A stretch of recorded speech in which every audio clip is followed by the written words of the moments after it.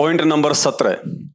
राम अर्थात समर्थ भगवान उसे कहते हैं जिसकी मुट्ठी में जीवन और मृत्यु दोनों कठपुतली की भांति इशारों का इंतजार करते हों, जो जिसे चाहे जीवन दे सकता है और जब चाहे किसी का जीवन ले सकता है, परंतु युद्ध करते समय लक्ष्मण को शक्ति बाण लगने के कारण मूर्छा आ जाती है, अर्थात कोमा में चला जाता है।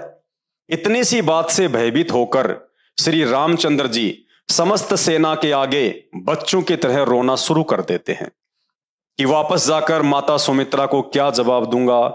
श्री रामचंद्र जी को नहीं मालूम कि लक्ष्मण जी की मूर्छा कैसे टूटेगी। श्री रामचंद्र जी को नहीं मालूम कि संजीवनी बूटी कहां मिलेगी।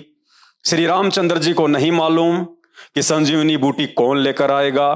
वो भी रावण के वैद्य सुसेन ने बताया, तब कहीं जाकर हनुमान जी द्रोणागिरी पर्वत से संजीवनी बूटी लेकर आए और लक्ष्मण के प्राण बचे और श्री रामचंद्र जी की जान में जान आई। इसलिए श्री रामचंद्र जी एक राजा के पुत्र हो सकते हैं, एक महापुरुष हो सकते हैं, श्री विष्णु जी के अवतार हो सकते हैं, परंतु किसी को जीवन दान देने वाले पूर्ण परमात्मा नहीं हो सकते। यदि होते तो लक्ष्मण जी के मात्र बेहोश हो जाने पर रोने की नहीं, बल्कि उन्हें होश में लाकर अपनी समर्थता साबित करने की जरूरत थी। इसलिए दशरथ पुत्र रामचंद्र जी एक राजा के पुत्र हो सकते हैं, एक महापुरुष हो सकते हैं, श्री विष्णु जी के अवतार हो सकते हैं, लेकिन वो आदि राम, वो समर्थ राम कदापि नहीं हो सकते जो समर्थ राम अनादिकाल से सृष्टि का संचालन कर रहे हैं। Point number 18। राम अर्थात समर्थ भगवान उसे कहते हैं जो सृष्टि के सभी प्राणियों के जन्मदिन और मौत का दिन मां के गर्भ में ही निर्धारित कर देता है। यदि समय निर्धारित करने वाला वह समर्थ भगवान दशरथ पुत्र श्री रामचंद्र जी ही था, तो भला उन्हें इस बात का पता क्यों नहीं चल पाया कि रावण की मृत्यु कैसे होगी। जब श्री रामचंद्र जी अपना हर प्रयास करके थक गए, तब विभीषण ने बताया कि इसकी नाभि में अमृत कुंड है, जब तक उसे बाण मारकर नहीं सुखाओगे तब तक रावण नहीं मर सकता। विभीषण के यह बताने के बाद भी श्री रामचंद्र जी 6 महीने तक रावण की नाभि में तीर मारता रहा, लेकिन नाभि में तीर नहीं लगा, अर्थात एक अच्छे निशानेबाज भी नहीं थे। अंत में उसी ऋषि ने गुप्त रूप से श्री रामचंद्र जी का रूप बनाकर रावण की नाभि में तीर मारा था, जिस ऋषि ने समुद्र पर पुल बनाने के लिए अपनी शक्ति से पत्थरों को हल्का किया था। यदि आपको प्रमाण चाहिए तो परम पूज्य संत रामपाल जी महाराज जी के गांव धनाना, जिला सोनीपत, हरियाणा में सतलोक आश्रम बनाया जा रहा है, जहां आदरणीय गरीबदास जी महाराज जी के द्वारा रचित 300 वर्ष पुराना ग्रंथ रखा हुआ है, जाकर देख सकते हैं। अतः दशरथ पुत्र श्री रामचंद्र जी एक राजा के पुत्र हो सकते हैं, एक महापुरुष हो सकते हैं, श्री विष्णु जी के अवतार हो सकते हैं, परंतु वो समर्थ भगवान नहीं हो सकते हैं जिसके हाथ में रावण तो छोड़िए 33 करोड़ देवी देवताओं की जन्म और मृत्यु का हिसाब किताब रहता है। Point number 19। राम अर्थात समर्थ भगवान उसे कहते हैं जो संदेह या शक नहीं करता, क्योंकि संदेह वो करता है जिसे हकीकत का पता ना हो। भगवान सर्वज्ञानी और अंतर्यामी होता है, उनकी दृष्टि से कुछ भी छुपा हुआ नहीं होता है, परंतु महर्षि वाल्मीकि रामायण में स्पष्ट प्रमाण है कि युद्ध में रावण की मृत्यु के बाद श्री रामचंद्र जी अपनी ही पत्नी सीता के चरित्र पर संदेह व्यक्त करते हुए उन्हें यह कहकर वापस अयोध्या चलने के लिए मना कर देते हैं कि मैंने यह लड़ाई अपने खानदान पर लगे कलंक को मिटाने के लिए लड़ी है, ना कि तुम्हारे लिए। अतः इस आधार से भी श्री रामचंद्र जी को भगवान नहीं कहा जा सकता, क्योंकि अपने खानदान की इज्जत के लिए करोड़ों लोगों के जीवन को दांव पर लगाने वाला भगवान नहीं हो सकता है। ऐसे कर्म तो कोई स्वार्थी व्यक्ति ही कर सकता है। इसलिए श्री रामचंद्र जी एक राजा के पुत्र हो सकते हैं, एक महापुरुष हो सकते हैं, श्री विष्णु जी के अवतार हो सकते हैं, ना कि वो समर्थ पूर्ण परमात्मा जिसे किसी भी तरह की इज्जत और बेइज्जती का भय नहीं होता है। Point number 20।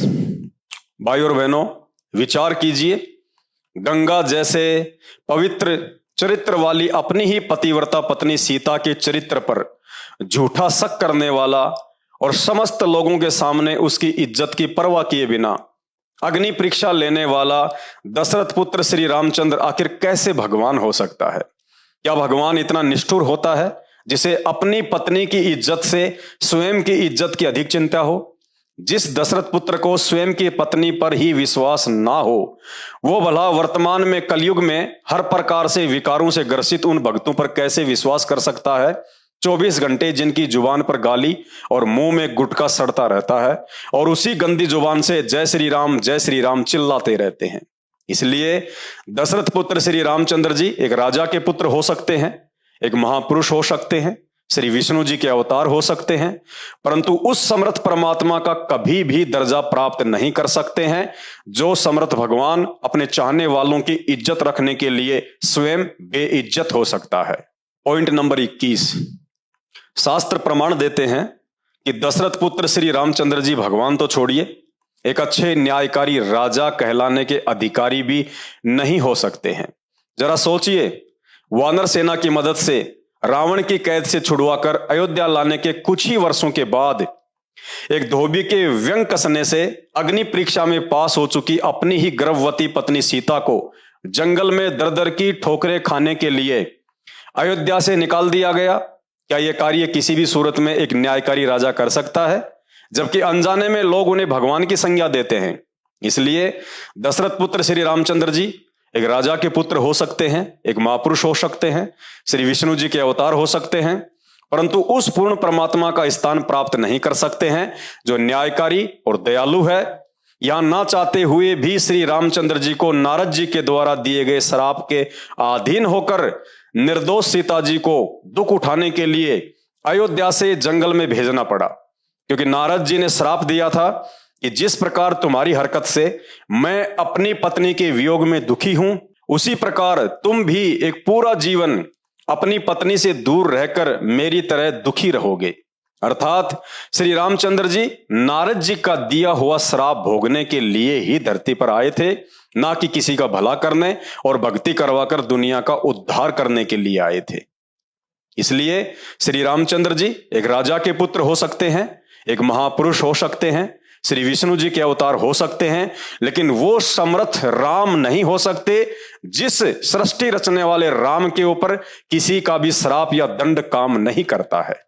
पॉइंट नंबर 22, जिस दशरथ पुत्र श्री रामचंद्र जी को अंतर्यामी राम कहा जाता है, उसी रामचंद्र जी के राज दरबार में लव और कुश राम कथा सुनाकर श्री रामचंद्र जी से तीखे तीखे सवाल करते हैं, परंतु परमात्मा कहे जाने वाले दशरथ पुत्र श्री रामचंद्र जी के पास उनके एक भी सवाल का जवाब नहीं होता है।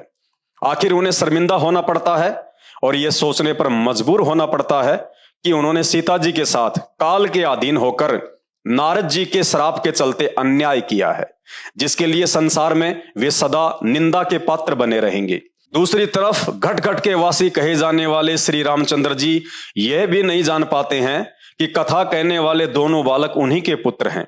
अब आप ही बताइए, किस आधार से श्री रामचंद्र जी को भगवान मानकर अपने मोक्ष के लिए उनकी पूजा अर्चना की जाए?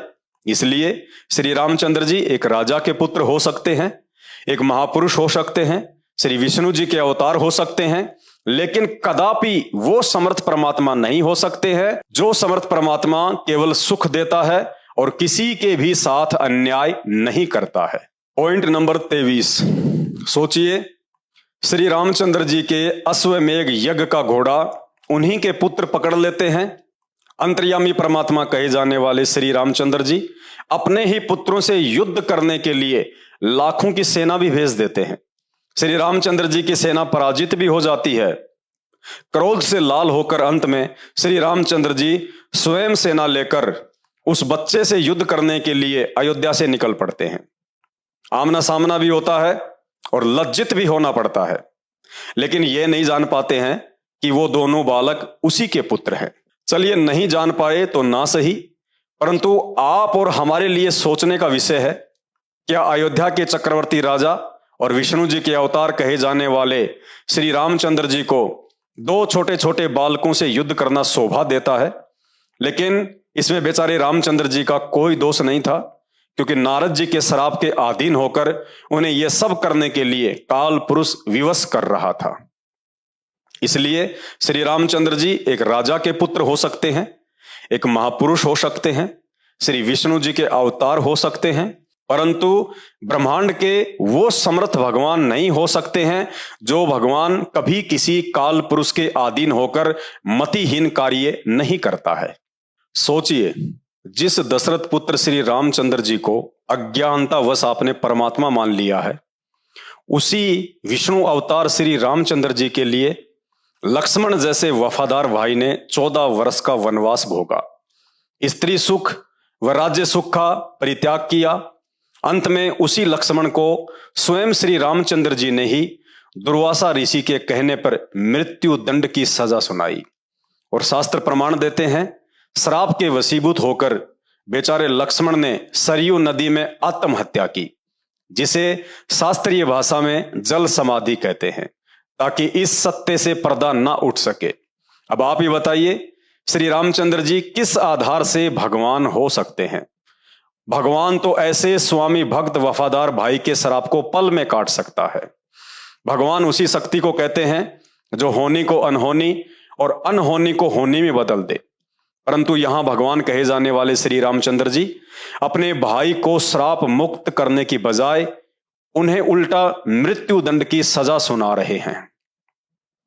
तो फिर कलयुग में हर तरह विकारों से युक्त नशेड़ी, शराबी, कबाबी, मांसाहारी, रिश्वतखोर, व्यभिचारी और भ्रष्टाचारी जैसे मलिन कार्यों में लिप्त और साथ में राम नाम की माला जपने वाले अंधों को श्री रामचंद्र जी कैसे माफ कर सकते हैं और कैसे उनकी भक्ति से वे उन्हें कर्मों से मुक्त कर सकते हैं?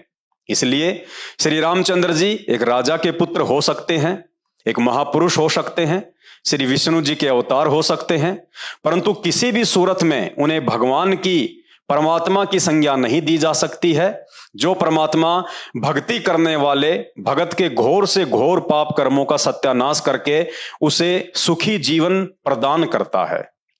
पॉइंट नंबर 25, दशरथ पुत्र श्री रामचंद्र जी को ना ही तो शास्त्रीय आधार से पूर्ण परमात्मा की संज्ञा दी जा सकती है और ना ही सामाजिक आधार से। श्री रामचंद्र जी के ही शासनकाल में एक शंबुक नाम का व्यक्ति, जिसे शूद्र कहा जाता है, स्वर्ग प्राप्ति के लिए कठोर तप कर रहा था। नारद जी के बहकाने से कि धर्मशास्त्रों में सतयुग, त्रेतायुग और द्वापर युग में शूद्रों को भक्ति करने का अधिकार नहीं है, जिस कारण आपके राज्य में एक ब्राह्मण पुत्र की अकाल मौत हो गई है। हे राजन, जब तक आप उस शूद्र पुत्र शंबुक को दंड नहीं देंगे तो आपके राज्य में इसी तरह अकाल मौतें होती रहेंगी। भाइयों और बहनों, श्री रामचंद्र जी ने शास्त्र ज्ञानहीन नारद की बातों में आकर शंबुक की गर्दन तलवार से काट डाली, जबकि उस समय तक ना ही तो पुराण लिखे गए थे और ना ही गीता जी, सिर्फ 4 वेद ही विद्यमान थे और उन चारों वेदों में कहीं भी इस तरह का घटिया प्रमाण आपको देखने को नहीं मिलेगा कि शूद्रों को कलयुग के अलावा अन्य किसी भी युग में भक्ति नहीं करनी चाहिए। बल्कि वेद तो इस बात की गवाही देते हैं कि मनुष्य शरीर सिर्फ और सिर्फ भक्ति करके मोक्ष प्राप्ति के लिए ही मिलता है। मानव जन्म पाए कर जो नहीं रटे हरि नाम, जैसे कुआं जल बिना फिर बनवाया क्या काम। अब आप ही बताइए, एक तरफ तो आप कहते हैं कि सभी को राम की भक्ति करनी चाहिए और उधर भक्ति करने वाले को स्वयं राम ही मौत के घाट उतार रहे हैं। भक्ति करने वाले शंबुक को अकारण ही मृत्यु दंड देने वाले श्री रामचंद्र जी को आप किस आधार से प्रमाण देकर परमात्मा साबित कर सकते हैं? इसलिए श्री रामचंद्र जी एक राजा के पुत्र हो सकते हैं, एक महापुरुष हो सकते हैं, श्री विष्णु जी के अवतार हो सकते हैं, परंतु उस दयालु भगवान का दर्जा कभी भी प्राप्त नहीं कर सकते हैं जो दयालु भगवान भक्ति करने वाले साधकों से प्रसन्न होता है, ना कि उन्हें मृत्यु दंड देता है।